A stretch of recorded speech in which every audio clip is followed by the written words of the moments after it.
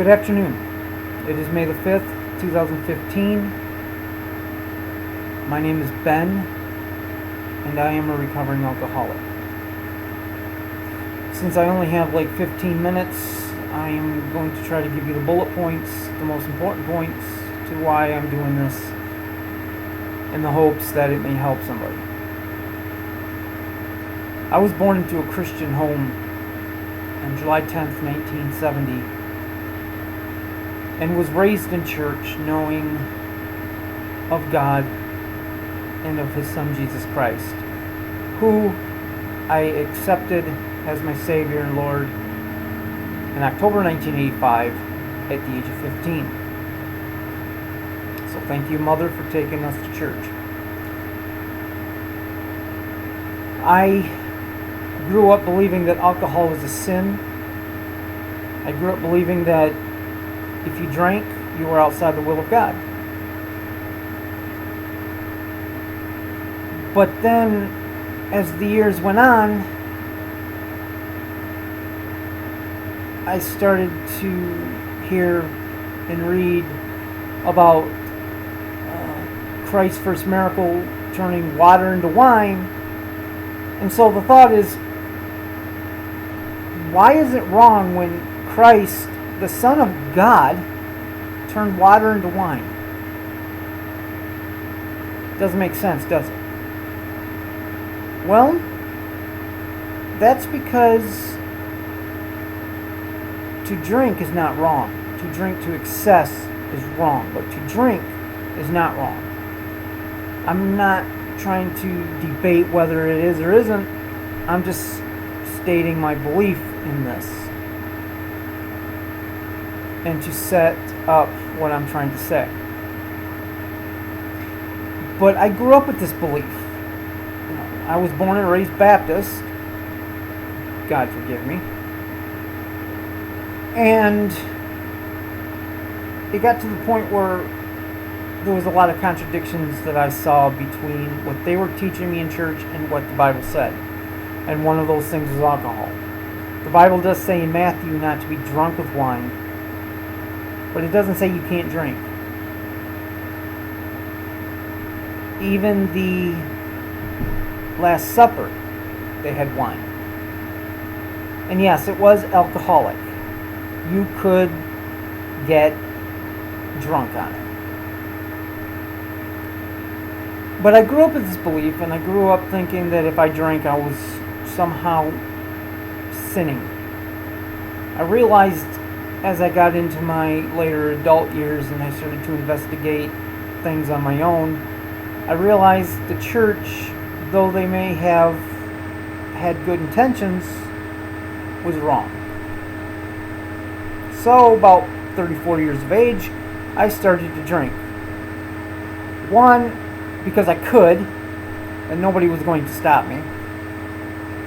Two, I like the taste, though some people can look at me and say, what's so great about the taste of alcohol? To each their own. I like the taste. It wasn't until I met my future wife when I was 34 that I started to drink more. I started to not just like the taste, but I liked getting buzzed. I had told her that you don't drink to get buzzed, you drink because of the taste. But later I realized how great it felt to get buzzed. Then I ended up getting to the point where I wanted to get drunk.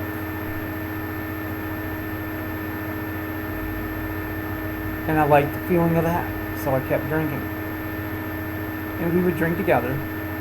Restaurants, parties, stuff like that. At home, at her place, at mine. And I didn't think of anything being wrong with it.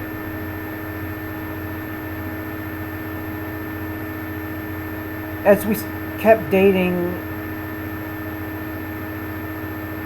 I would use alcohol to take the edge off because we were fighting a lot. We were at each other's throats all the time. We broke up so many times. I lost count after 8. I just need something to take the edge off. So I would drink. It got to the point where we got engaged. And one of the best things about planning a wedding is the reception. And we were going to have alcohol. Weren't trying to offend anybody. We just wanted alcohol for those that liked it. So as we kept planning the wedding, and the time was getting closer to that day, a friend of mine took me to Hooters, and he bought me a very tall beer, had to be 12 to 15 inches tall. I drank half of that. And I couldn't drink anymore for some reason. It was just too much. But I was getting buzzed by it. Then he pulled out the big guns. He started ordering me Jack and Cokes. And my best man was there who didn't drink. He was drinking a Mountain Dew all night. He knew that something was up. Because I thought I had just drank maybe 5 Jack and Cokes. He said I had 7 to 9. I don't remember drinking that much. But when you're drunk, you don't remember much. People would tell me after I had gotten drunk that, dude, you did this, you said this. I'm like, I don't remember a thing. Which should have told me there was a problem. But hell, nobody could stop me, right? I'm an adult, live by myself. The day of the wedding, I drank until I don't remember things they said I did and said again.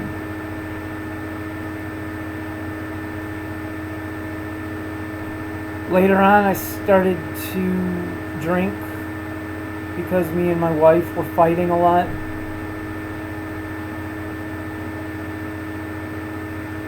Wanted to take the edge off. I wanted to escape. I didn't drink all the time, but when I did drink, I drank until I was buzzed or drunk. In December of 2011, after we had been married several months and we had gone through some hospital stays with me and surgeries, we moved to California. And I thought that things were going to get better between us, but they never did. They got worse. And it got to the point where I couldn't take it anymore, so I left. I came back to Michigan and immediately started to drink. This time I drank more and more and more. I was drinking practically every night for a while. Ended up back in the hospital for more hospital stays, more surgeries over the next few months, and was drinking. Drinking to forget, drinking to go numb, drinking to have fun, drinking to enjoy myself. Many reasons. I drank, mostly to forget. To cover up pain and hurt, and to cover up the garbage that I was going through. I had no place to live, no money, living with my mother, so I drank. And I didn't give a damn. It got to the point one night at one of my sister's townhouses that I drank so much that I scared people. And the look on my mother's face sort of haunts me a little bit still to this day, and it been a couple years. So I sat down with a friend who told me that I needed to stop. And I realized I had a problem, but I didn't want to stop. So I kept drinking for the next almost 2 months, until I realized that if I'm going to stop and not kill myself, I've got to do it right now and never pick it up again. Because I can't be a social drinker, a casual drinker. I'm going to drink until I can't stand anymore. So, May 28th, 2013 was my last drink. It has been a struggle every day since then. I've wanted to drink so much that at times it hurts and I get angry because I can't drink. But I have support from family and friends who watch out for me, who encourage me, and I'm better off for it. Drinking will not take away the pain because the pain will still be there in the morning. Your problems will never go away. The only way you're going to stop drinking is to choose to stop and never pick it up again. You need support.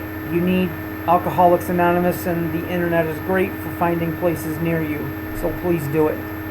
You need support from your family and friends. But most importantly, you need support from God. God said He'll never leave you nor forsake you. He'll never give you too much and you can't handle it, though it feels like that sometimes. And even when He feels like He's not even listening, believe me, He is. Alcohol is not going to solve your problems. So if you're drinking to forget, to take away the pain's still going to be there, and you're never going to stop until you choose to stop and you choose to get help. So 3 things. If you're drinking to forget, to get rid of pain, and you don't think that it's a problem, it's a problem. 2, there are people out there who understand what you're going through. I do, and you can get help. There are people who care. And most importantly, 3, God is always going to be there, never to leave you nor forsake you. So call out to Him and let Him be that support and that greatest shoulder to cry on. He loves you. He says He wants to give you a life in abundance. Alcohol won't do that. And alcohol won't allow God to do that if you don't stop and come to the realization that you have an issue.